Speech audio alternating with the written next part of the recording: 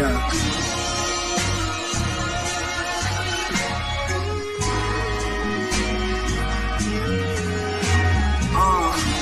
Wide awake, I've been sleepwalking. I follow my dreams, stalking supreme, awesome. When I reach it, I'm going Steve Austin, stone cold to the streets talking. Might smash 2 cans together, let the beer just leak off. I wore my heart on my shirts, then I rip the sleeves off them. I'm bearing arms, you niggas need garments. Get out the creek, y'all should repeat. Target won't let the feet block on your lead with meat guard mixed with a street baller. Had beats cross me in the hind years. Watch the ankles, my nigga, time heals. Order your steps, I'm like a minefield. How you live is how you define fear. Life talking to me when I had the blind ears. Now I perform on any platform. The knobs been keeping my back. Ladies and gentlemen, boys and girls, children of all ages and space and time. I know this is Joe's show, but he'll be coming in a few. Welcome to the podcast for underappreciated wrestling fans in accordance with the Misfit Nation podcast and in accordance with the BX Jedi Sports Network. 2 powerhouses in the terms of freedom of speech. How are you, Mr. Krishan the Don? I am great. How are you all doing? Doing great. How are you, Mr. BX? Thank you for the amazing intro, by the way. Doing well. I love that intro. I want to get you over with that intro. That was nice. Thank you, sir. I'll try to do my best I can. Mr. D-Walk, and who is also the host of NXT Time with D-Walk Wednesdays at 9 o'clock. How are you, sir? I'm good, sir. Glad to be on with all you fellas, legends. Appreciate it. Yeah, of course. Now, before we start, make sure to like, subscribe, comment, and all that jazz. It helps us grow. It helps the channel find us more. If you don't like CM Punk or like anything about it, leave your comments down below in the live chat or at the end of the video. And if not, dislike it and don't be a little bitch about it. It's already been a minute. I can say what the hell I want. So today and tonight, ladies and gentlemen, we are going to talk about certain things that's happening. It's called the CM Punk debate. Now, before we start, I want to ask a question for everyone here. I'm going to go from clockwise. Mr. BX Sports, is CM Punk a grown-ass man? Only time will tell. I have subject to change. Mr. D-Walk, same question. I think Punk. I think it's gonna be different because Punk around a lot of older people instead of younger people, and a lot of times the younger people get offended by what you tell them and is right. I think now Punk we're at a place where he could speak his mind and say anything he want to say, and nobody get offended because we all older people. Like us older people, we know how when somebody tell us something we messing up, we can accept that, but the younger people can't do that. Like they get offended and butthurt and all that. You know what I mean? I get that. And the best for last, Mr. Krishan the Don. Is he a grown-ass man? I think the best way to answer this is to just say that Punk has matured in a couple places, but he is still immature in a lot of places. And I think that's where he ran into a lot of problems in AEW, but to what D-Walk was saying, I think he's going to be this is going to be the real test of where is the problem, has it always been CM Punk or has it been the company? Because we know the company's changed, we know the leadership has changed, Triple H is in charge now. Like he has nothing to complain about as far as we know. So Of course. Shout out to Modelo, free plug. Now, what I'm going to show you are certain clips that from news reports and from wrestlers themselves. Shout out to Mark Neon Henry. I'll call him that. You'll understand when you see the video. I do not own any of these videos. These are just for reaction purposes only that have been modified heavily to make sure that it's not any copyright issues. But for the first off, let's start off with the fact that of this news that CM Punk was not approached by WWE. I'm sorry, WWE didn't approach CM Punk. CM Punk approached WWE, of course. Now the rumor from this is this.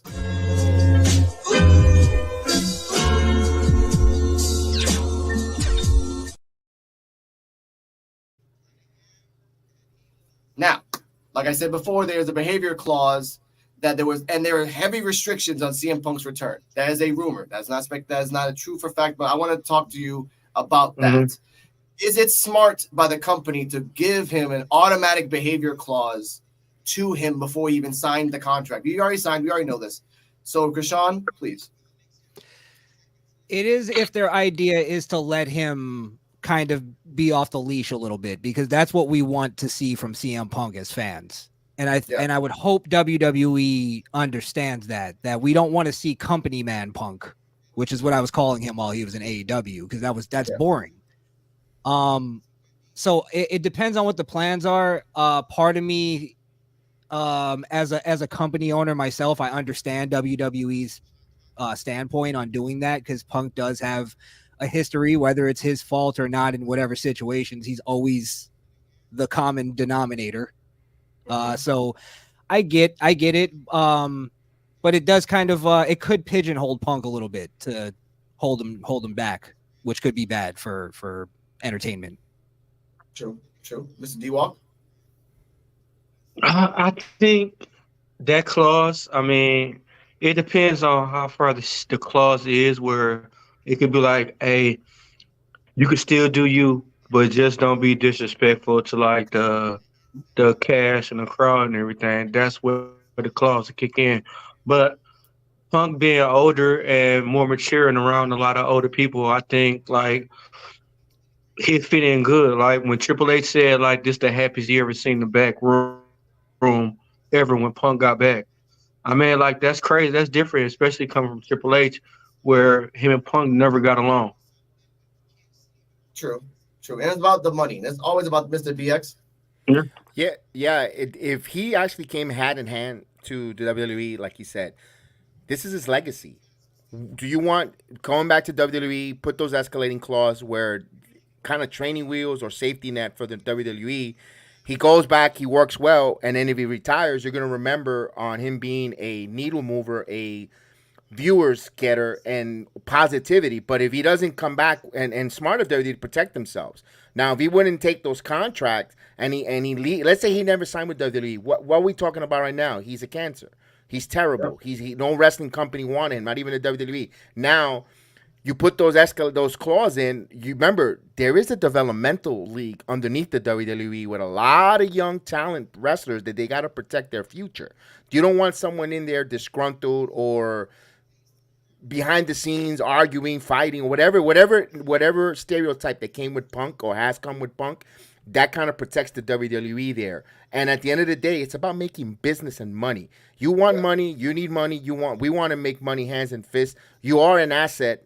So we're going to protect ourselves by putting these behavior clauses. And I think to me, it's a win-win situation for not just the WWE, but Punk himself, and for the wrestlers that are in developmental that are going to see a Punk and benefit. You telling me that some of these NXT folks or kids get a couple of promo classes, how to conduct themselves in a live promo, how to cut it. It's only going to help the WWE. And you know what? That was a smart move, Alex. Of course, financially wise, it's good. Now let's get to the point of it. He debuts in Survivor Series after Randy Orton debuts in War Games. Which, let's talk about that. How, and again, counterclockwise here, did you think it was squashing Randy Orton, Mr. Krishan the Don, when he came out and then right after Punk came out? No, because depending on what their plan was, from what my understanding is that they made the deal with Punk like the week before the Survivor Series, which would mean they knew right before Raw or that night of Raw. And I think that's why when they announced who the fourth, what was it, the fourth man, I think? Yeah, when they announced the fourth man, they told us it was Randy Orton, but didn't tell us it was Randy Orton. You get what I'm saying? So I think they made that decision once they realized, oh, we have Punk and he's going to return at Survivor Series. I think the cat was sort of out of the bag on Randy Orton anyway. Most people kind of figured that was it. So I think it was a good swerve because it got me. I've been a wrestling fan for 30 years, and I was completely shocked when cult of personality hit. And I thought the big return was Randy Orton, and it got me. So I thought it was well played. But yeah, I'll leave it there. Okay, that's fine. Mr. D-Walk, same question. I don't think it shadowed Randy Orton. I mean, to me, Randy Orton shined in that match. Randy Yes, he Orton did. did his shit, especially when he killed JD McDonald. I thought he was dead in real life. I mean, like, he murdered that man. He didn't move through the whole match, the rest of the match. But when CM Punk music hit, that like gave me like goosebumps, bro. Like, that was like the best thing. Like, it was unpredictable. I mean, even in the press conference, Triple H was like, even the only people that knew was Tony Khan and him, that CM Punk was coming back. That was crazy. I mean, and that's how wrestling should be. Wrestling should be a secret. It should be a surprise. It's not like how it used to be. You weren't even expecting nothing to happen. Like, you weren't even expecting people to come back. Lately, it been like, you know who was going to happen. Like, Survivor Series, you didn't even know none of that was going to happen. That was crazy. Like, you would have thought Randy Orton was going to come out. He was going to come out with them and be in the cage with them, but no. He came out and did his own thing. CM Punk, he came out when the copyright sign was down at the bottom when he was about to go off the air. Never happened before. That have never, ever happened before. And for me, that was crazy. I almost turned it off. I thought it was over. And then I was like, they're hanging around a little too long. That is true. They were kind of spoiling it in the back, but in the end, it was, again, BX. Yeah, I don't think it overshadowed Randy Orton's entry back because and I'll get to it in a second. Why? At the moment, you could think it might have done that. But when you have to watch Monday Night Raw. What WWE is doing, like you said, keeping the unpredictable, pretty much going back with Vince used to say, anything can happen in the world of the WWE. Now, I know they got this deal with Punk back November 19th. That was that Sunday. That's why they announced it on Monday Night Raw, because it takes away from the dirt sheet and the so-callers and the know-it-alls in the wrestling business that, they're announcing Randy without Randy so they could get ahead of the CM Punk chants in the crowd at the Allstate Arena. That was the swerve right there. Oh, well, they're giving us Randy. And the card was great. Now, and the swerve number 2, when, like you said, when the copyrights come out, and like that, and then I know people like yourself, Krishan, they said I was going to turn it off. I stay on because I do the watch-alongs when we do the wrestling. So I stay on because we're going to put on the media scrum and talk about the media scrum. Then Cult of Personality came out. Yeah. I knew he was coming out. I had a feeling, and then from friends that I was told that cover wrestling for media, they weren't able to see it. They were being ushered into the media scrum room. They didn't even get to see it. They got to see it on a monitor. So they swerved everyone. Now, the reason why I say it didn't overshadow Randy Orton's entrance or his comeback was, come Monday night, what is Randy Orton's mission statement? He wants everyone on the bloodline. He wants vengeance. So guess what? Now he moves to SmackDown. Punk is now arguing with Seth Rollins, and I love that they went and they showed Rollins going bananas and giving him the middle finger, and they let the internet leak that out because now it swerved both guys. No one was really upstage because one guy's going after the bloodline in SmackDown, and the other one is going after the World Heavyweight Champion Seth Rollins, pretty much, or feuding in Raw, and you had the best of both worlds. They're cooking, and they're cooking with more than just gas. They're on fire. They're right now with creative. And let's be honest too. They're both well said, BX. They're both legends in their own right. So you to say that, like, for instance, Randy Orton coming back, I'm not saying it's not a big deal, but like, it's Randy Orton coming back. Like, that's big in it unto itself, but he's an active wrestler. He's been around for a long time. So it's I think they enhanced each other more than overshadowed each other. Yeah, okay. That's why I like having this debate. And Joe Biancio, welcome back, driving back home. How are you, sir? I'm good. I'm driving. I just finished I hurried up and got the hell done so I can get in here and jump in. Okay, welcome in. What is your thoughts? And then here's the question for you while you were listening. Did Randy Orton get squashed by CM Punk's debut? No. Everybody feels that way because it was in Chicago. Yeah. Let's take that into account too. It was a Chicago crowd, so obviously they're gonna fucking go crazy for Punk. True. Obviously. And the fact that he had the remix Cult of Personality song, and the fact that he was in a WWE arena after 10 years is huge. Of course. Now, it is huge that Orton came back, and he looked phenomenal. I mean, it looked like he's been hitting the gym for the entire time he's been out of wrestling. Yeah. He looks like a monster. Yeah. He does. He looks huge. He looks like fucking Triple H now. Yeah.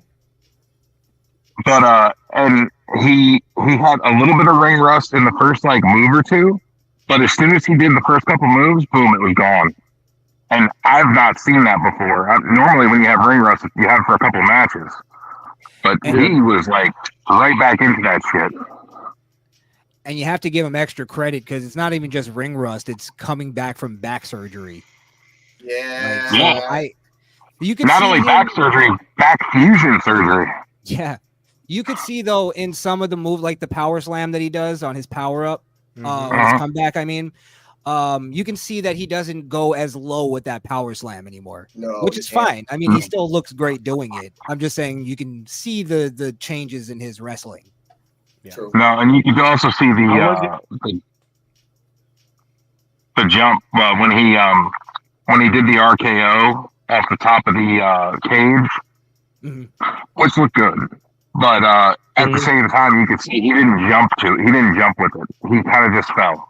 Timing was a little off. Yeah. He kind of just fell flat with it, but it looked good. It looks good on TV. Okay. Now, JD Madonna. To me, JD Madonna should be off Raw for like at least 5 weeks because he should be dead. He should be like in critical condition. He should be in the ER. Hey, he's sponsoring Next Strong. Hey, his character need to be changed after that RKO he did. Like he need to be like Jerry Lewis or Jerome Thomas or something like that. He did come out with a neck brace. He did? Okay. Roderick Strong donated him a neck brace. No, he did. He did come out on Monday Night Raw with a neck brace. He did come out. He did. Roderick Strong donated his neck brace. Nice. I also. This is the reason why I don't think CM Punk overshadowed Randy Orton is because one was just a return and the other was like a whole performance. So see how we could critique them both differently.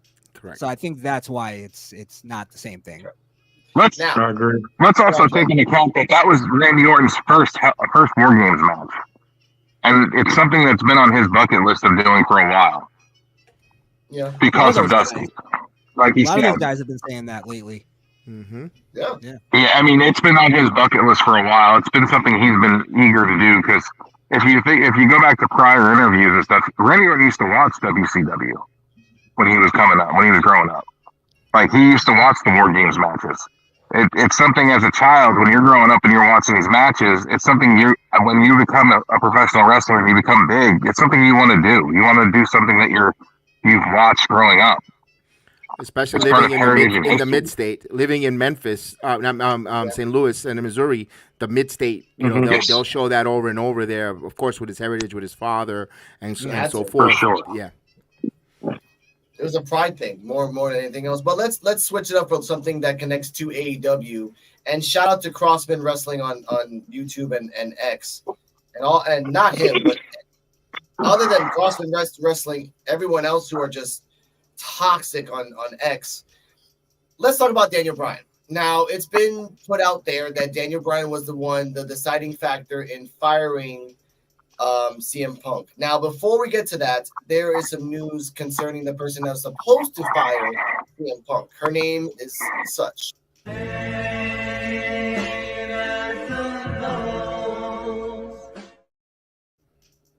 didn't get to see that, but Thank God stepped away. Now, it just came out right now, a couple hours ago, another source, that it was between 3 people that decided Punk's fate. Daniel Bryan, Legal, and another person. Tony Khan was not involved in that.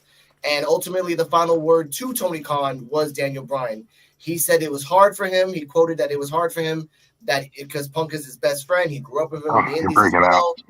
And he asked everybody in the locker room their opinion. He asked everybody around what was your thoughts on him, and it came to the hard decision of him being the final decision to Tony Khan and everything else. Now, before I get to that, I know we're going to get to the point of saying, like, you shouldn't have wrestlers, run the house. And that's true. Young Bucks, Kenny Omega, they shouldn't. They just fucking shouldn't. Now, before I get to the question at hand, here's another question to all of us. We're going to all say yes or no. Do we think Bryan Danielson is responsible enough to take these tasks? If he was in let's say he was in WWE and he had the same task, do you think he's responsible enough to do this? Everyone, no. BX says yes. No. Yes, because he been. I mean, I say yes because he been at the high and he been at the low. Okay, Krishan? I don't know. Bryan Danielson is not a biased party. He's not biased against anybody. He's friends with CM Punk. So this is something that is not. And at the end of the day, the person who had the final say, who did the firing, was Tony Khan. Of course. Everybody still there? Yeah, we're still here. I disagree. Actually, I think it's like it seems like Tony Khan tried everything that he could to separate himself from making the decision. It's almost like he's scapegoating Daniel Bryan right now, and it could have been anybody in that position. It just happens to be Daniel, and maybe he did that purposely because he knows it's hard for like the wrestling fans to hate Daniel Bryan. I don't know. I just see Tony Khan as being a big coward in this whole situation. It's nothing he's doing has been respectable. Look, in the wrestling business, it's all about politics. Everybody's politicking when they're going to be in their card, when they're going to get the time on TV, who's going to get the main event money, who's going to open up, and so forth. When you have a lot of politicking in the world of wrestling, you can't have the wrestlers make the final say because they're going to be in their best interest or in their buddy's interest, and that's a tough situation there. That's why you have to have the Pat Pattersons retired, and I'm using WWE because they've been around for so long. They have a head start than All Elite Wrestling. Now you have your Pattersons, you had your guys with McMahon and others. They were the politics. They were the ones that were the buffers away from the in-ring wrestling politics. Now with AEW, what he made the mistake, con man, was he should have put in guys like Mark Henry, because you're paying him over $750,000 a year, and just to say, well, it's time for the main event. No, he should be there as a liaison, as a buffer, as well as the Big Show, Paul White, Jerry Lynn, and so forth. Those are the guys. If you want to mimic and be like the WWE, you should have done that part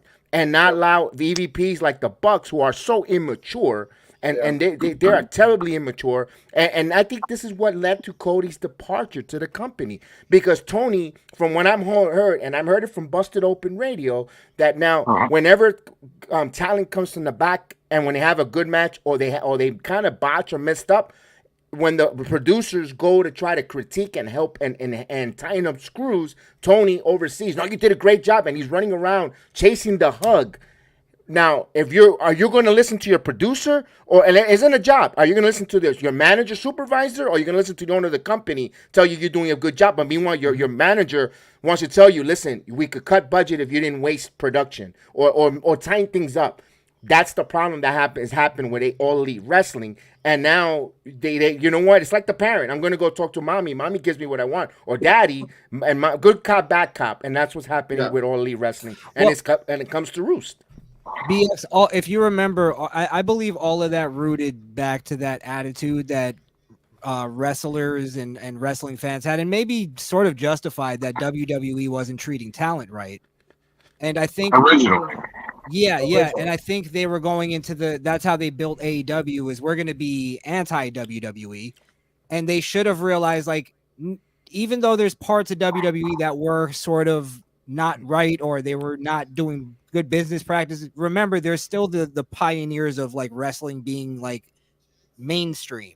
You're trying to emulate them, so take parts of that, like you hire a Jericho Ask him questions. Get him to reveal some secrets. Sting. Learn Sting something. also. Sting. They have Ric Flair now. They had all these people, and they're Edge right now.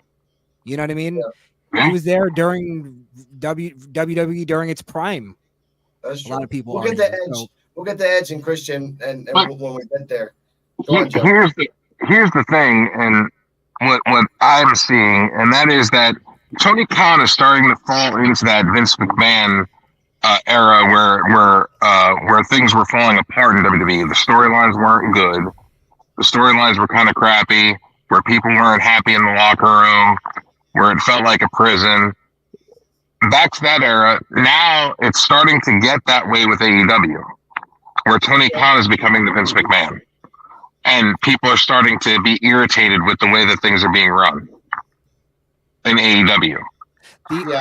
The only place I will disagree with you on that is I would compare it more to a WCW at 90, 97, 98. The Vince Russo. Vince Russo. Yeah. I don't know if So what would you'd put Eric Bischoff in there too. He made a lot of mistakes. Eric Bischoff and Hulk Hogan and Kevin Nash and the older guys were running pretty much WCW back then. So WCW NWO is AEW and the Elite. It's the same. It's the same. So thing, what would the same happen? Poison. Go on, you. So where would you see WCW? You know, Chris Jericho was the nail dagger that put WCW down. What if Chris Jericho stayed in WCW and Hogan, Nash, and Hall never had that? They still let Russo do all the control and everything itself while Hogan, Nash, and Hall. Where would you see WCW? They still buried. I don't think Because Jericho is Russo really was the turning for point. his own damn ass. Mm-hmm. Jericho was the start of the downfall of WCW when he went to WWE. Mm-hmm. That was a big blow for WCW. Their big Like they had downfall. tradition. You're right. Like they had tradition. They had they had the cruiserweight division. They had the US. Like they had all these different title belts, and they had multiple titles in each belt. And it made sense for years. And then the NWO came in with their 95 fucking members and a gang shit in LA, and just every fucking episode. Same copy and paste. Over and over. And then Russo's like, let's just bring women. Let's just bring tits. It only works for so long until even perverted guys are like, all right, I'm tired of this shit. This is But like WCW, a lot of people forget at that point they were number 2 by default. And that's why I think saying that somebody's number 2 by default means a lot. It's not just like insulting AEW. I wish AEW was great, but it's number 2 by default because it has a good TV deal. AEW has good points. They do have good qualities. Yeah. Now, and I'm not an anti anything. I'm a wrestling fan all around. I like it all. Mm-hmm. So, but I feel like AEW has good points and they have bad. Like they have good and bad, and I feel like they are different in a way that they allow their wrestlers to perform at a higher caliber. They don't hold them back. WWE is more of a reformed wrestling organization where they want to hold you back and they don't want you doing the crazy stuff until big match like WrestleMania. And that's WWE a good thing, though. Yes, and WWE as well, we have to say this as well, will always favor the celebrities who are athletic more than the wrestlers itself. Because if Logan Paul has enough money and leeway, he could be a major champion in a year. And that kind of circumvents every other person that's been busting their asses in the Indies, Japan, Mexico, everywhere else for years. Just because he's athletic and he's a celebrity. He knows how to work a mic too. He's not shy on the microphone. That's right. And he's athletic as hell. So I mean, he has the qualities of being a great professional wrestler. He has the look, he has the talk. It's about Logan Paul might be a bad example. It's about making money. Even Bad Bunny, who just came in, it's about making. Why? Because he draws eyeballs. And guess what? If these guys come in and they make money, even the lower talents gonna make more money on a card and a bump when you have a You know, you tell me the dark matches in Backlash in Puerto Rico. You don't think they got paid well? You know, to go there because of Bunny and the eyeballs they got. That's what it's all about. It's about, at the end of the day, it doesn't matter how many 450 for Phoenix Splash you do. Look at Bikinio. He can't even get a contract. I guarantee Dragon Lee with the NXT deal he got made more than Valkyrio's making. Why? And Valkyrio's a hell of a wrestler with all the spots. But it doesn't resonate. Like Ingo's hurt though. He's injured. Let me use another example. All right, if Randy Orton would have came out, right, and instead of CM Punk and we would have got Will Ospreay, would we got a big part that Punk got? No. Exactly. No, It would have got crickets. People wouldn't have known who he was. No. I wouldn't say crickets. Will Ospreay is in itself a talented wrestler and a pop. He would have got a pop, and Joe said it. It's in Chicago. It's freaking Mark City in Chicago. Anybody pops out, they'll pop. David Arquette would have came out and everyone would have popped. It wouldn't matter. It's just a stupid thing in Chicago. But the point is that not your casual wrestling fans don't know who Will Ospreay is. Exactly. He hasn't had That's to BX's point. Then on the next night on Monday Night Raw, would he get a pop? I don't think so. I think even if he would have done all the 450 splashes he could off that cage, I mean, he may have had a great spot that puts him on the map, but that's almost lightning in a bottle. And I give you the point. Look at Ricochet. Ricochet's a hell of a fighter, but he doesn't move the needle in WWE because he can't cut a promo. That's true. The only thing great about Ricochet is Samantha Irvin. That's the hottest thing about Ricochet. Yeah. This how I feel about Will Ospreay. They say he made a verbal agreement, right? Anytime that verbal agreement could change, it could go anywhere. He signed his contract. He did. He signed the contract already? Yeah, he signed it at the pay-per-view. Yeah. They made a big announcement about that. Oh. Okay, disregard. In words of R-Truth, my bad. Disregard. It would have not been It would have not been crickets, Peter. I love you. Now let's get something the reason he signed his contract, so he could be able to fluctuate and still go to New Japan. True, and he needs to. And he doesn't have to move. And me and Joe talked about this yesterday on NXT Time with D-Walk on Wednesdays at 9 o'clock on the Recon Reactions and on Joe BSJ on YouTube. Hit that like and subscribe. Free plug. Will Ospreay, most wrestlers now in AEW, yes, AEW sometimes do some bad matches. Not all the time. There are some great matches that are just barn burners. But to have the option to go from AEW to Japan to Mexico, those reposts, you can get 3 different revenues, and you control your own merch. That's the difference that most people don't even have WWE. Yeah. You can't control your own merch. You can actually have fun and just do shit. But Alex, the difference is that it doesn't matter how much merch you have, how many matches you could have if you don't sell tickets, if you don't get pops, if fans don't know who you are. It doesn't matter. Who you are, though. It depends on where you are, because everyone knows who Will Ospreay is in the east side of the world in Japan and in Mexico. They don't know him in America, but he has 2 out of 3. It's a niche audience, though. That's the difference. It's like it's a smaller audience. Yeah. Until he's been in WWE, people aren't really going to know who he is. Not casual fans. No, it is what it is. It's sad. Because he's been on the P.W.F list for like 3 years straight, has one of the best matches ever with Ricochet. That was like an artistic form that got bitched at for years in 2016. I remember that debate when that happens. So I bring that up because, Will Ospreay, he honestly, if he would have went to WWE, he just would have been a cup of coffee. Did a couple moves, maybe could talk well, but ultimately he's not needed in WWE because, like I said, you have Logan Paul. You got Ricochet, Will Ospreay, and then 3-1. So just use him until he gets sued by crypto eventually. But can I ask a question? Eventually. Okay. Do you think if Logan Paul didn't have a personality, would he have gotten offered a contract the same way? He would have came out in a Rumble and that's it. Kind of like Dana Carvey. Would have came out once, that's it. Boom. Cup of coffee. Yeah. That's it. Yeah. Now, the fact that he's a personality. WWE. Can I add to something that you said earlier, real quick? When you were saying about when they were bringing in a lot of the celebrities, I think that was a point in WWE, it was post pandemic. They were trying to revamp everything. They were just trying to get anybody that had a name to get on their show and wrestle a match. That's all it was. And now I think it's different. I think that's a sort of outdated argument, just because you look at, for the first time in a very long time, WWE has like over 10 guys. And I was making a list before we came on live. Yes. 10 guys that are like completely over right now. You got Cody Rhodes, you got CM Punk now, you got Randy Orton, you got LA Knight, Jey Uso, Sami Zayn, Seth Rollins, Roman Reigns. Dom and Rey is way over his heels. John Cena's sort of back. He's here for a good time, not a long time. But look at how much talent they have just to like sort of filter through. But here's Joe. Here's the negative side of that.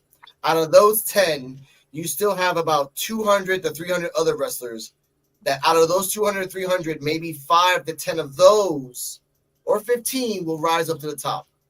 And you're just not giving them a chance. And some of them, great talkers, bad wrestlers. Great wrestlers, bad talkers. Good looking, but can't wrestle. Doesn't look like a ham sandwich, got beat up by Mike Tyson, but can wrestle out of a freaking dress.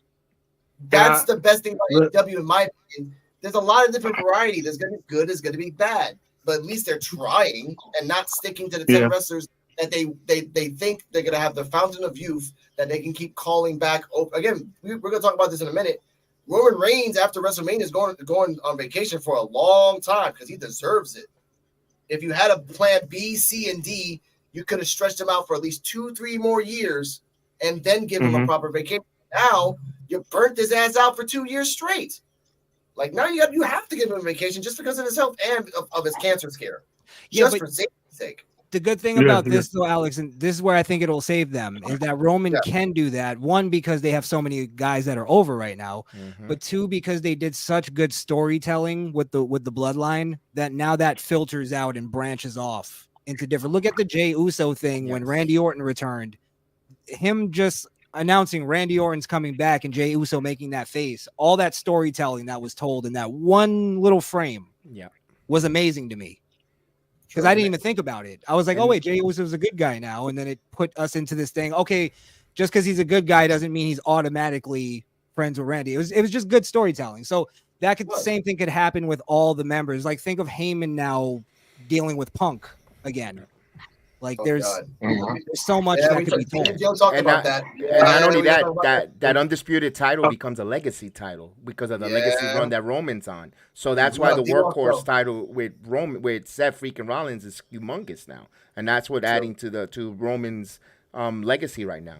Which, like you said, is anyone can main event WrestleMania on those top 10. And then you got guys who are on the way to the cusp, like a Grayson Waller. You're telling me in a year from now, Grayson Waller won't be one of the top heels with the way he cut the mic, and he's a pretty good in-ring performer? I kind of gone a little bit of a pushback on those 10 wrestlers. They got a lot of guys coming up, moving, and it's up to creative to get them going. And they also got to make the mess of it. If you get 3 minutes, make those 3 minutes count so they could give you another 4 minutes next time. And now it's up to the performer. That's true. Now, I wanted to say this and to move on from this. Now, we remember Punk's promo. I don't want to do a transcript of it, but we remember Punk's promo in AEW.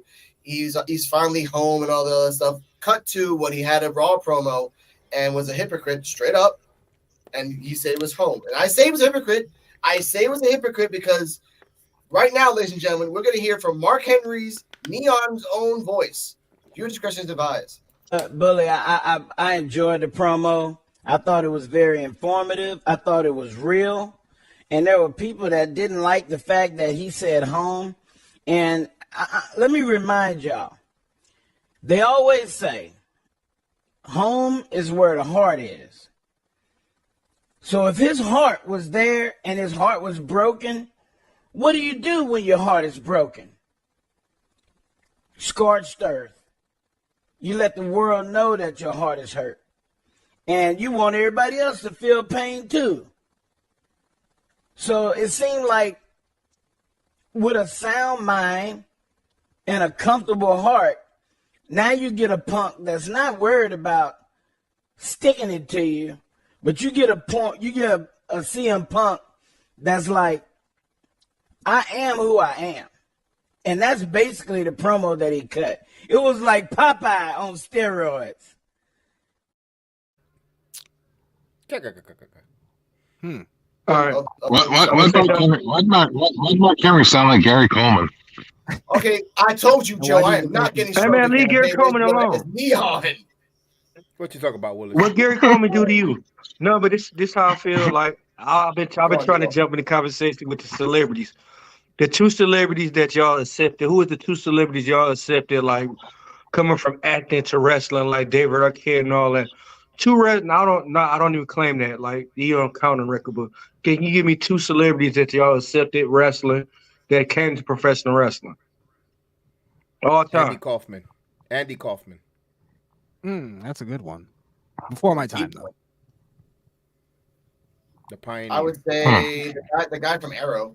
He's a good, Steve Armel. Very good too. Steve Armel. I can't believe Mr. B. It's Huh? Didn't Arnold Schwarzenegger win the title one time? Yeah, he wins a lot of things.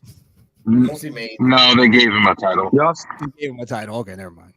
Y'all sleeping on Mr. T. Stephen Mr. fucking T. Mr. T, bro. Mr. T was. Oh Drew man, Carey. He headlined WrestleMania 1. Yeah, you hit it right on the head. That's actually probably the best. Yeah, probably the most believable too. True. Yeah, that's true. Now I bring up Hulk this. Hogan though. Hulk Hogan is in his ass. Now I bring up this topic of Neon Mark Henry because I listened to the promo that he said, and I love that X or / Twitter will always give you side by side comparisons of the thing. Now I'm gonna say two things, and everyone else to say their piece about this. One, Mr. Punk, you had a plethora of people in the back that could have gave you a better promo than this. You kind of like copy pasted, whatever. You kind of did revisionist history because you're one of the most feared men in the ring. No, dude, you lost twice in UFC. Yes. Win one, then we talk. Okay? Then I feel like I'm home. Now, if I remember, again, if they apologize for giving you a staph infection, if they apologize for firing you on your wedding day, if they apologize for burying your wife after that, then fine. I always believe in forgiveness. If they did none of those things, you're really doing this for the money, and at least have a shirt that says CM Punk money. Be honest, dude. Be like, just that's why I gotta think about that. I do want to ask a question, but I'll give my dissertation on CM Punk, but I'll ask the question first to give you guys time to think. I do want to know why everybody's saying he's a hypocrite, because I'm not 100% getting that. But here's what I'll say about the promo. Yeah. I did notice right away that it was a copy and paste promo from AEW. Yeah. The only difference is that it actually made sense in WWE. When I heard him say that in AEW, I was like, this makes no sense. He must be talking about Chicago, or he must just be talking about wrestling in general, not the company. So when he said I'm home, I think it hit harder because he was saying the WWE. He was finally admitting that this was his lifelong dream as a wrestler, to be here, to be in the WWE. The thing, the one problem I might feel like it's running into is the same problem he had in AEW, which is what I said earlier, is he could be going into where he pigeonholes himself into becoming a company man, and he's rah WWE. I think though, partially, now that you gave me the information earlier about the behavioral clause thing, it made me feel like he was doing that as like a, hey, WWE, I'll play ball with you. So give me the live mic and I'll show you that I could be responsible. The only thing that I think the promo was missing, because I thought it made sense, it didn't bother me as much as it bothered everybody else, because that was the promo he should have cut. And I think that when he did it in AEW, he was picturing that as his promo to return in WWE. He just never thought it was possible. But I did think that it was missing, like, ushering him right into some kind of program or something with another wrestler or some kind of interaction, something that we know. Okay, CM Punk's in the mix now. That's the only thing that I thought was missing. I thought somebody was going to come and interrupt him and confront him and do something to ruin his moment. And I thought that would have been great. Before I continue to BX, I actually thought it was going to be like Austin Theory or Grayson Waller as D-Walk. It was going to be one of those two guys coming out because they're throwing them out there as like magnets for super heat. So I was like, okay, throw them out there and just piss off CM Punk, and then CM Punk can just viscerally but respectfully. That's the weird thing. Okay, BX, please. First of all, one thing that came out later in the day, and it makes sense why, he went with a safe promo. Triple H and Nick Khan was not at Monday Night Raw. It was the Pritchard ran Monday Night Raw. They were in negotiations to get that contract for their TV deal for Monday Night Raw. So they're not there. They have a supervised clause. They say, you know what, go out there and get a safe promo. And I'm pretty sure they went over it. And he said he's home. I mean, that's where he started, where he made the most money. And, of course, what he said, he's not there to make friends. He's there to make money. I know some people are going in a conundrum of why he said that. If he says everyone in the locker room, they greet me with open arms. Some people hug me. Some people even kiss me on the mouth. And some people didn't kind of like me being here. He didn't really say Seth Rollins without saying Seth Rollins because I don't think CM Punk knows who is his first feud with. Who is he? Who is going to be the first feud? Everyone thought it was Nakamura. They thought it was. I kind of want to save that for WrestleMania. That's a WrestleMania caliber match. Seth Rollins and you're going to put him immediately to the world title. I got a lot of different creative minds when it comes to Punk. I have Punk winning the Rumble. Get Alex. Here's the thing though. And T-Walk and me and Joe talked about this offline. The plan, and because Paul Heyman's there, it might be CM Punk versus Roman Reigns at WrestleMania, and Paul Heyman betrays Roman to go back to his first master, which is CM Punk. It would make the most sense. It would be full circle for Punk, and that would be the only way that I can accept Punk winning the belt at WrestleMania. Because again, he's never won the belt at WrestleMania. Punk did mention Heyman. In his low key mentioned Heyman in his promo too. The wise called out the wise man. So we know he was talking about. Is that burying LA Knight and Cody Rhodes? No. Good question. No, it's just competition. It's great for us. That's why I don't worry about the burying thing. Yep. It's like they're now going to have to fight that out, and that's going to be amazing entertainment for us. That's the whole point of it. It's two nights of WrestleMania, which is going to be a super WrestleMania. Remember what they used to say before? Oh, WWE's got to bring back the nostalgic old wrestlers to come back here, and not no more. They got a bunch of stars here. They don't have to rely on the veterans. If you watch Busted Open Radio, they alluded to that today. Yes, they talked about. I did hear that today. They were talking about how this WrestleMania is going to probably surpass WrestleMania 17. Yes, is it in that level? Yep. In quality or like in what? In general, they said that it's going to in everything. It's going to surpass the WrestleMania 17 as being the best WrestleMania in history. By the way, for the people that don't know, the night that the Attitude Era ended. WrestleMania 17. Yeah. Wow. The impact of that night. It was. So let me get your opinion. Wouldn't it be dope if WWE did a tag team elimination chamber? Why? Yeah, it has to make sense. No, I'm saying for the tag. No, wouldn't it be dope though? It would be, but like it would have to make sense of like why they would do it right now. I think. In terms of that, maybe you know how they do it when they had an elimination chamber, right? Yeah. They need to make the tag team titles more. That'll help. That'll boost the tag team title more than anything. Like tag team titles right now is dead. That's something they should need to do. It should do to me. Go on, Chris.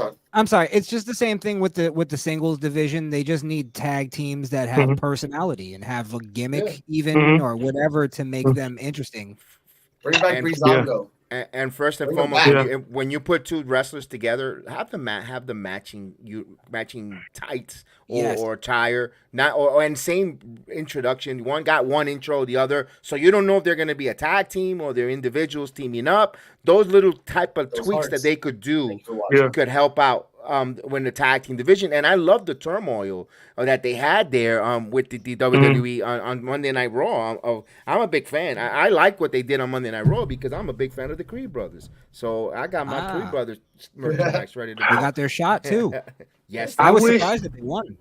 And BX, I gotta second that. I love little nuances like that where they come out to the same music. It's uniformal, but they have their own personalities. And like to me, I hate when they have the singles, but then they just mash the music together. Yeah. At the beginning of no. the song, and then the other song comes in and it switches. And that's It's what's like, happening stop with the that. women's. That's what's happening with the women's division. Too much miss and mashing with the women. Natalia and Tegan Knox. You really get them serious. They're not really show you that they've been a tag team for a while. Now, maybe now, they should be featuring Candice LeRae. And I'm sorry, Alex, that we're getting a little bit away from your Of topic course. there. Candice LeRae and Indy Hartwell, because they were part of the way. There's history there, and I would like them to talk about it. At least Michael Cole talk about it a little more about that, and maybe they'll put some. Now we care about the tag team with the women and the men as well, like you said. The problem is, when are they going to split the tag team titles and no longer be unified? That would be great because now you could have more tag teams on SmackDown as well. Who do you think? Wouldn't you want to see Austin Theory and Grayson Waller hold the tag titles and talk shit all over SmackDown with those titles? They'll be unbearable. And then you have Raw their own tag teams.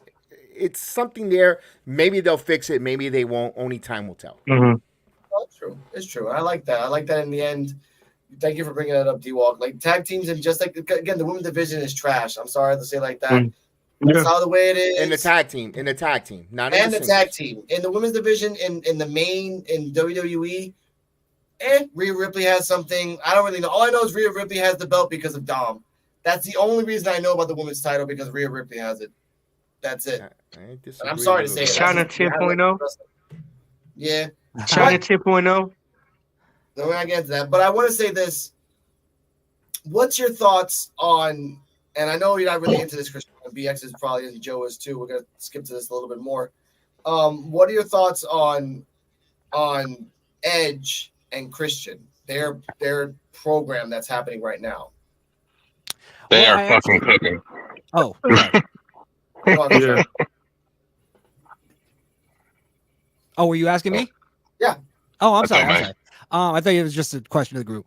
I actually checked out a little bit because I saw the list and I wanted to be informed on some of it. I haven't watched really too much, but I saw a bunch of clips coming up to this, and tonight I watched them. I liked his last Edge's promo where he was in the hallway and he was challenging him to the match, and he. There's a lot of history that he was bringing up, and he brought up a lot of personal stuff. Edge was just on another level with that promo. That's true. And it actually sold the match to me because I didn't even know they were still feuding, to be honest. That's how unplugged I am from AEW. But I like I saw Christian's promo back to him, or maybe it was before or whatever. But I think they're both on a great, like they're doing, it seems like they're doing a story that they've been wanting to do for a long time, and I heard that was kind of what it was they wanted to continue a storyline that got dropped in WWE. And I mean, I like it so far. I want to see I actually want to see the match. I guess that's the best I could say about it. Now, before we continue asking other questions, I want to put out a clip here, heavily edited and not mine, of when Christian has the permission. By the way, I love Christian now as a performer because he has uncensored whatever the hell he wants to, and now he's calling himself the dad of AEW and doing all these things. Exactly, the patriarch. But the part that really got to me was this exact clip. Take the wrestling part of our relationship away, and it runs even deeper. Everybody knows that you grew up with a single mom, Adam. Everybody knows that you didn't have a father figure. Jeez. In the words of Rick James, cold blooded. Which Them's his fighting words. Exactly. And it continued on. Sorry, my service is going in and out. What clip was it? That was It the was the clip. promo. Somebody got to go. That was the clip, Christian, of Christian talking about Edge saying that he had a single mother, that his father wasn't around. That was the clip. He continued on talking about, my dad took care of you when your mom died. Your mom wanted us to be a tag team together. Let's do it for Judy. Like, they're really like pushing the dead mom gimmick. At the end of it, Oh, you're talking about the Wednesday, the yesterday promo. yeah. And at the end of it, Christian turned around and tried to hit him with the belt. Edge turned around and hit him in the nuts. Told him to get his ass up. He's talking to him. You know what? That belt is mine. And the one thing he said, which I loved, which is full circle for a promo between those two, go fuck yourself. And the little added bonus, the added bonus that they didn't show was that he turned around and like cleaned his feet. Like if he was on a carpet. Fuck you, motherfucker. Fuck your couch. And then walked away. The fact about it, they said that on TV, I tripped out. The fact they said that on TV, I look like, what the fuck? Edge and Christian are now they're on another level. They're kicking right now, and they're hot, and they're gonna be next week in Montreal when they wrestle on Dynamite. They're gonna get a spike in ratings. Of course. Here's the problem I have with all that, though. They like Siamese twins with the same brain. It should have been done for They're like Siamese twins with the same brain. BX, go on. Here's the problem I have with All Elite Wrestling. Period. They're like they got to take their time and let it marinate and build it. They want to cram it right in immediately. Dude, you gotta. Why it has to be on a Dynamite? The next, can't get that's a pay-per-view quality when these guys are finally gonna get physical in their match. I understand they're in Montreal, but they're not. They're from Toronto. If you were telling me this was in Toronto, muzzle top, go for it. But they should have been on a pay-per-view where now people want to tune in to watch the pay-per-view with the story build line. I kind of want to see something interrupt that they don't get physical there. And I love the fact what they say about promos, there's got to be a little bit of truth. If there's truth in that promo, it touches people's heart because there's some truth to that. But what they grew up together. We all know their backstory, their history. So now when you hear that promo, it intrigues you. To me, I don't like AEW, but I want to watch that match because of the promos, of what they invested in me. They asked me to come watch it. I'm going to watch it because of that promo and all the back and forth, but I wish it was on a grander stage, and that's the only thing I have with AEW. So here's how I see it playing out next week. I see Christian, because this is a Christian thing that he would do, especially with the gimmick he has now. Having a doctor's note or something. Saying that and being like, I can't defend my title tonight. I can't wrestle you tonight.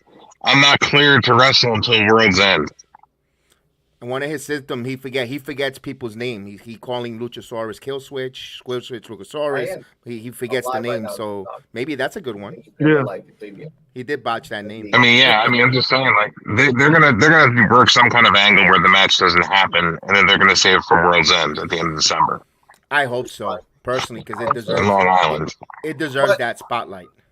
I actually want to go on to another topic talking about now that I'm glad that we all agree that Edge and Christian alone, again, because at the end result, they're going to be a tag team. That's what they're going to do in the long run. They're going to do this long feud. Edge is going to turn heel. Christian's going to turn face. And eventually, they're going to come together to be a tag team to fight the greater evil, which is great.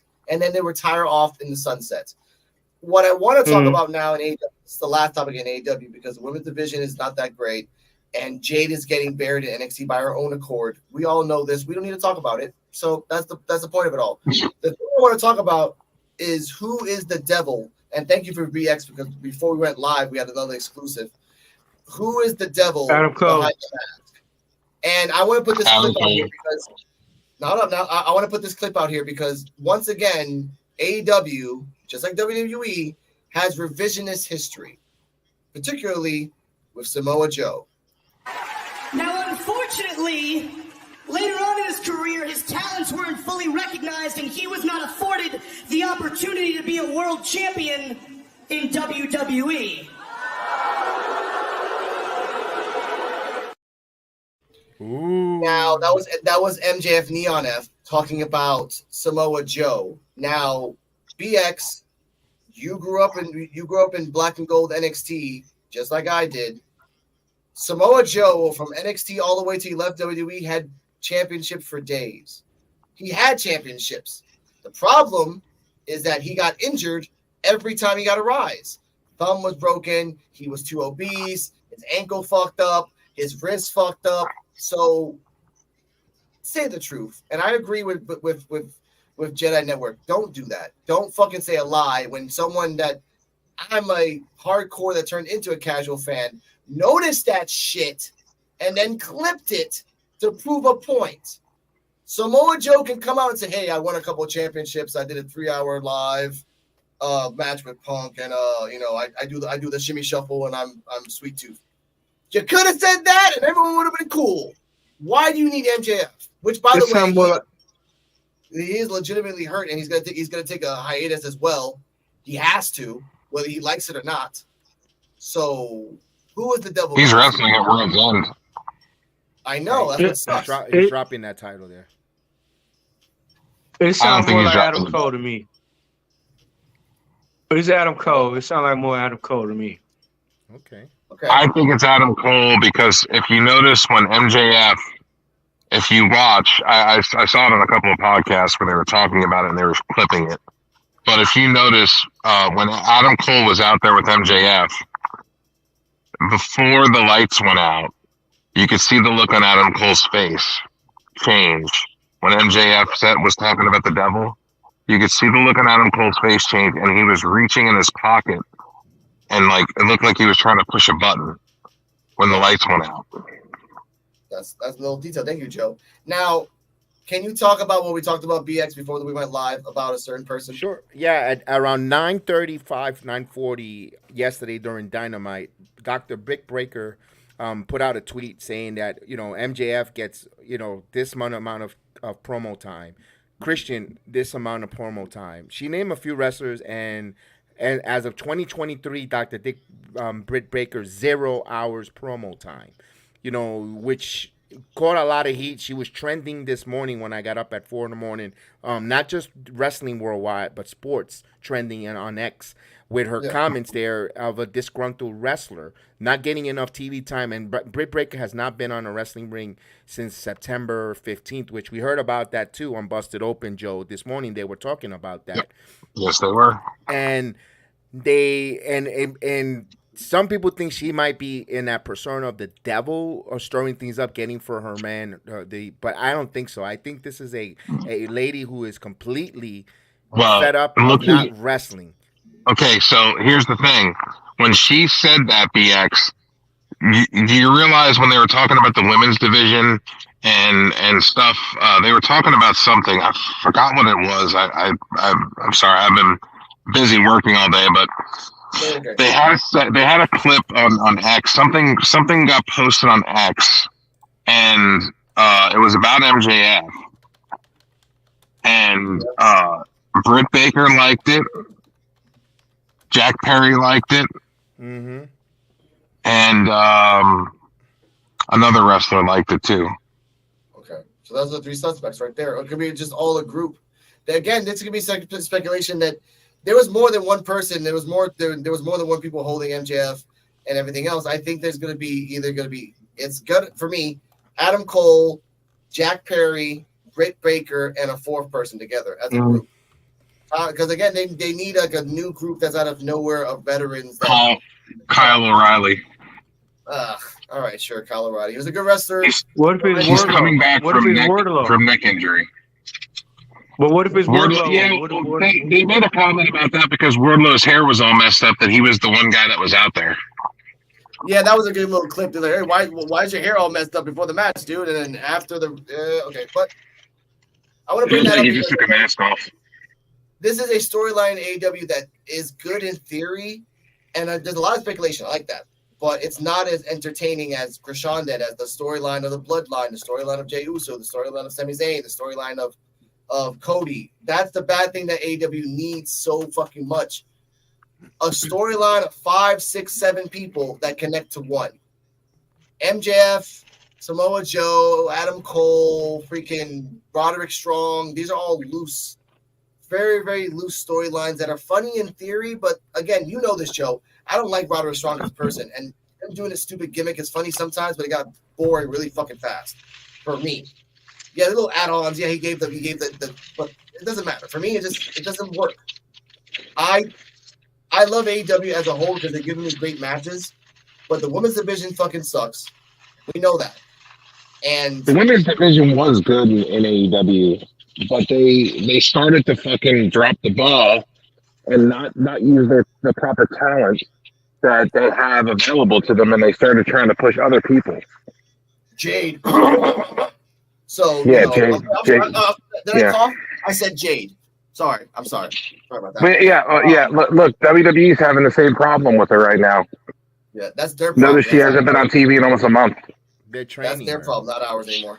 They're training her. They're not gonna rush her. Triple H said it on the media scrum. She's got it. They're trying to get those bad habits from AEW out of her. Yeah, now, but that's not the bad habits of AEW. It's the fact that they're trying to. You guys all? They're trying to. That was Triple H's polite way of saying she needs more time to train because she's shit. Yeah, I think it's his way of saying that, but also saying that she didn't get the training she should have in the other company. Exactly. She was being trained by Bryan Danielson. All right, fair enough. Maybe she just doesn't have it. Remember, that's the defense right there. Like, remember, if you're trained by one of the best, that's hard to argue, Joe. I'm just saying. I'm calling him audible. I'm like, she was being trained by QT Marshall and Bryan Danielson. Yeah. Just because you train with Michael, you're not going to be Michael Jordan. Remember that. I know, but he only goes to the performance centers 1, 2. Just because you look like an Adonis doesn't mean you are one. But here's a question for BX. But on the ground, some people are Greg Brady. They just fit the suit. Exactly. That's true. Here's a question for BX. How long do you think? Because you're going to see her in the dark matches, training in NXT. How long do you think is going to take her to get better in the training center? It's up to her. I think she'll be back on the Rumble, but it's up to her to put the work in. She'll pop in the Rumble. Yeah, that's fine. She's going to pop in the Rumble, but it's up to her how she gets. Listen, one of the wrestlers who couldn't wrestle, all right, and right now is going to the Iron Survivor, who has jumped from leaps and bounds, and you could say similar project to what they have with Jade is Last Legend. Last Legend was atrocious last year when I went to the performance, and now she has, and Trick Williams too, leaps and bounds. They just take some people just need the proper training, and I think whoever's trained the Last Legend, the Trick Williams, and the NXT is going to work with Jade hand in hand. Similar statue of that height, that long legs. I think they're going to get one of the best out of Jade because I think they have those type of performers. Trainers, with a Norman Smiley in the NXT who will work with him, and a Finley, I think they could get Jade where they need to be. And then when she does more house shows and so forth, she'll get better. Okay. Like I said, I don't feel that if QT Marshall and Bryan Danielson couldn't do it, I don't think that those two people are going to be able to do it. Speaking. Well, you got to understand too. A big part of it is what I've been saying, and BX has been saying is personality and bringing that into your wrestling. For instance, and I don't know how she wrestles. I'm not too familiar, but she should be a powerhouse. Just looking at her, like she shouldn't be selling moves. She shouldn't be flipping. She should be lifting people over her head and throwing them out of the ring. She doesn't do none of that. She was doing that for a year. She's doing powerhouse wrestling, but the problem is the fact that she's botchy. She's very slow. She doesn't fully extend her, even with her big boot. She doesn't fully extend her leg. She does it so slow that it looks like she's moving in fucking slow motion. But Joe, go on. I'm just gonna say this. My point is bringing up Daniel Bryanson, because he's a great wrestler, but he's not probably the person to teach her how to wrestle. Style of wrestle. that style. She needs to learn from a Kane Big Show kind of wrestler. Like you're a giant or you're a big powerhouse. And once a week doesn't cut it. You go in once a week to Dynamite, and all right, so and for her, she had to stick around to Rampage. So just think about that. You get there early, you got to go through Dynamite, and they're gonna put you on Rampage. You're bored. You're like, all right, let me go out there. And then you got against, and no disrespect, the talent that they put her against with. No one brought the best out of Jade either. They were all enhancement talents that were brought in for her to go ahead and squash to where they were trying to develop her and try to have the cake and eat it too when it came to Jade Cargill. Remember, she denied or rejected going to the Performance Center to make the money to AEW instead of going and learning. And her fault too. I'm not excusing her fault. And I think that's where and they got to just now try to catch up.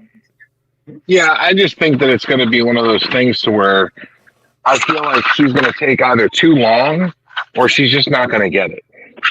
I just feel like she may be one of those people that's just not going to get it. Hey, Gabe Stevenson is still sitting in the Performance Center, and he was highly touted. But remember, we can use the template of Eva Marie. No matter how much money you put on her, that's just never going to make it. And also, by the way, she came out in the tweet, hey, you're paying money for this one. Why did you bring me back? No one's going to bring you back, Eva. Another thing I learned about Jade is the fact that not only is she still at the Performance Center, but she has only been going to the Performance Center twice a week. She was going every damn day. She was going every day. Well, a big part of getting good at anything is humbling yourself and telling yourself, I'm not that good, because that'll make you get better at something. Yeah. So maybe she's in that mind state where she thinks she's great. And sometimes, like, I think Sasha Banks got caught into that mentality for a while and still kind of is.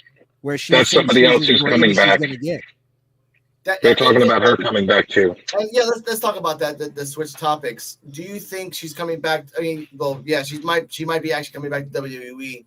Because your thoughts, Krishan? I don't think they. I mean, I don't want to say they don't need her because she still is a name. Yeah. And they need names. I just never thought Sasha had anything past her entrance. I don't think she's good on the mic. I don't think she's really that great in the ring. I don't think she's believable. She's too small to be believable. Like, she doesn't have the thing AJ Lee had that you kind of believed it, even though she was little. I don't know. I don't think she's a very humble person. And I've never seen anything humble about her. It's always somebody else's fault. She never takes responsibility.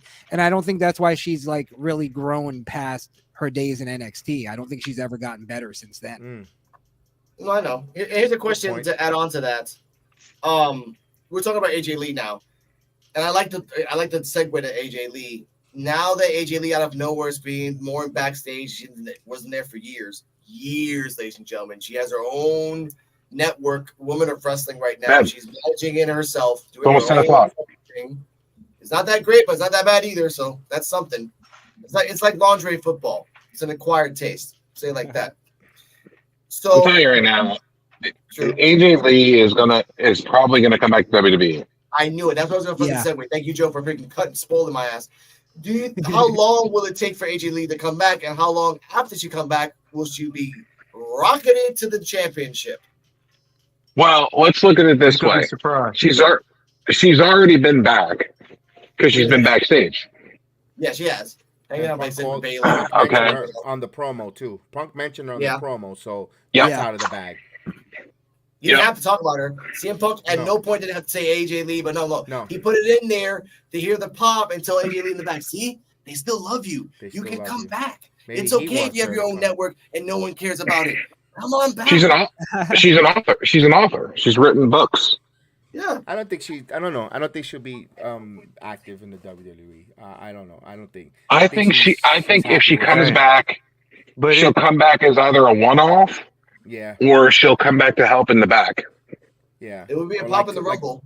Like the Trish Stratus for a short period. But even Trish Stratus came back and like, hey, hang out here for like 3 months. That's it. I'm like, all right. I can see that. What about the idea of them working on TV together, Punk and AJ Lee?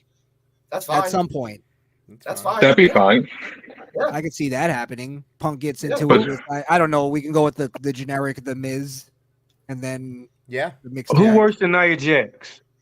Who is worse than Nia Jax? A lot of people. I don't understand why she There's a bad. few. There's a few. There's a few. Who? But Nia Jax alone is just. But let's keep it on AJ Lee for a second. Yeah, And again, speaking of the Okay. Miz, you know the Miz and Maurice will salivate to go toe to toe against Punk. That's one of his, his bucket list of the Miz, like the Punk and everything else. Not a And good let's be idea, real, Miz, but the Miz will pull that off like a mother. Like He he'll will. be able to kill that. Yeah. So. but Miz here's the and, thing, Miz though. and Maurice versus Punk and AJ Lee would be a great mixed tag match. That would be Yeah. a great Miz tags match. But Uh-huh. Punk having the opportunity to dig into the Miz, it's kind of like you shot the Punk and he's going down, and on the last second he's gonna get you or your wife. Like, no, someone's coming down to hell with me, and that's the part that kind of scares me. Miz is talked to, maybe the Bryan Daniels in here, a couple people here. Punk vocally is on a whole other level than Miz, Mhm. and that, I mean, can we all agree on that? Well, But we all on. know. But we all know when Miz gets pushed into a corner, he shines.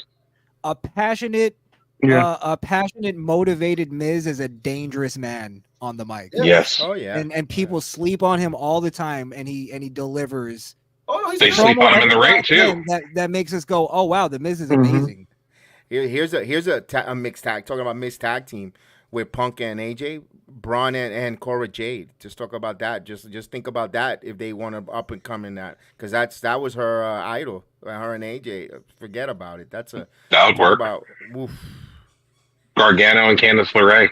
that's another one. I mean, they could do that, but I don't think they're gonna go on that route. I don't think that's doesn't look like that. I don't think that's a big money match the way No. that it would be with the Miz or. Of you know. course, with Miz, yeah, of course. But just talk about if let's say they go head to head with another AEW Dynamite, they move to Tuesday. You put Punk and AJ if they're in the WWE down to NXT for that, like they did that super card in October. My goodness, you talk about ratings there. Because I see what Shawn you're saying. Michaels invited CM Punk with open arms down there. And I will be there live when CM Punk goes. nice. Nice. I like that. But to wrap up this wonderful talk, because this has been a great hour plus in wrestling, and we'll go clockwise down. Joe, what are your thoughts in the finality of Punk and wrestling as a whole? Wrestling is exciting again. It's becoming exciting again. I'm actually excited to watch wrestling again. I'm actually excited to watch all the shows now because you don't know what the hell's going to happen anymore. Like, hell is frozen over. CM Punk is back in WWE, and it's like, it's one of those things that you felt like it could happen, maybe, because it's wrestling and anything's possible, but you weren't sure if it would happen. And then it happened. And I feel like that the whole thing that happened with him in AEW was a work. I feel like he did that on purpose to get fired just to go back to WWE because they already had it planned. Like, he already talked to Triple H like, hey, so if I'm not under contract anymore, do you think I can come back and work here? Like, I think they had that conversation behind that closed door when he was out the first time with the first suspension. And he explained to him probably what was going on and said, look, if I can get out of my contract, would you hire me back? And Triple H probably said, yes, I would. And he's like, I'll take care of the rest. Just make sure that you have my contract ready when it happens. And Punk probably went back and did the whole thing with Jack Perry and caused the fight and the shit, all the bullshit backstage because he wanted to get let go from his contract legally and be able to go back to WWE and make more money.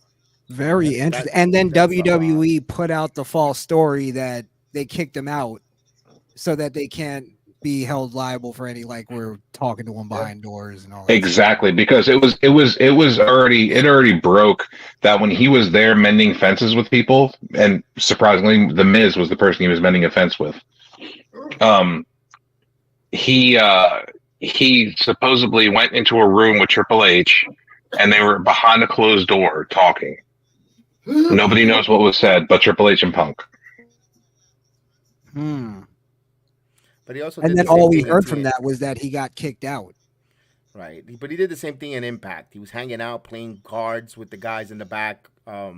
He did the same thing. He was making his rounds to the different companies. So I don't But know. the CEO of the company didn't take him into a private room, one-on-one. I'm sure he was also looking for like a contingency plan in case WWE doesn't work out. He's probably looking for something else. Well, they did offer him a contract on Impact Wrestling. They did give him a contract, lucrative too, but he did not. NJPW offered no contract also. Everyone did. Made sense. Could have been him just being polite and just doing the real like, hey, I want to go see my friends or see what's going on, you know? Yeah, sure. Hey, listen, Dixie Carter was on backstage on Monday Night Raw, and Dixie Carter was in on Monday Night Raw. They just go and visit each other. The wrestling community is just a brotherhood. It's like a unit. But like I said, but WWE is usually like a fucking jail, and they don't want their people going anywhere. It's you're here. That's not true. You see how many times Ziggler has been in backstage on Dynamite watching to see his brother and vice versa. These guys all, even in the Attitude Era. How many times Shawn Michaels used to be backstage in the days with NWO, looking at Diamond and vice versa when he started dating her and they will always be backstage. You know, when WWE signed Cody Rhodes, the first thing I said, and people were laughing at me when I said this for some reason. I said I think WWE signed Cody Rhodes as a way to sort of break the ice with that sect of wrestling, the wrestling industry that hated WWE. I think WWE, once they changed power and the power structure and all that, they became a little more open with that kind of stuff. And you know Krishan, you know how I knew that it was the times have changed was when we had Mickie James, who was the Impact Knockouts champion, coming out at WWE's Royal Rumble with her championship, her Impact championship. Yes. This is when you knew that WWE had started to change, and it wasn't Vince doing it; it's Triple H. I think it started for me anyway. Maybe I'm just perceiving what I saw. It started with Cody when he came out with the same music. Yes. The same gear, the whole thing. They didn't change anything, and I think that was opening the door to wrestling wrestlers that think that they have to change everything to come over. It kind of made them that kind of group feel a little more comfortable with even talking to WWE because they know they need them for the future. They need talent.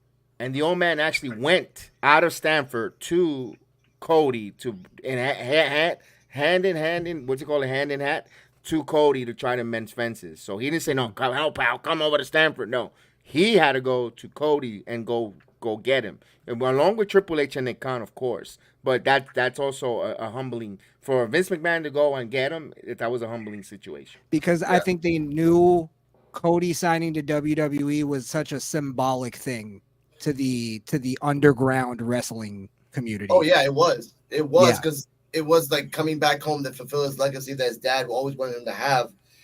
Because his oldest son, 7/Goldust, was never going to have or do that. But here's something that just broke. Breaking news 3 hours ago. Ooh. All right. Ric Flair has been reading the negative comments and he's willing to walk away from AEW. And he said this tweet, and I quote, "I am so tired of hearing all this negativity. I don't need to work and I don't need the money." Yes, you do. "Can't I simply enjoy being by my dear friend Sting's side for the next few months without so much hatred? I know I'm old, but that doesn't mean I can't enjoy life.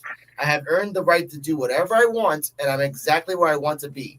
I appreciate everything, Tony Khan, but I'm more than willing to walk away if I'm embarrassing you and your company. All I can say is I'm sorry." This was 3 hours ago. A tweet by Ric Flair himself. That relationship didn't last long.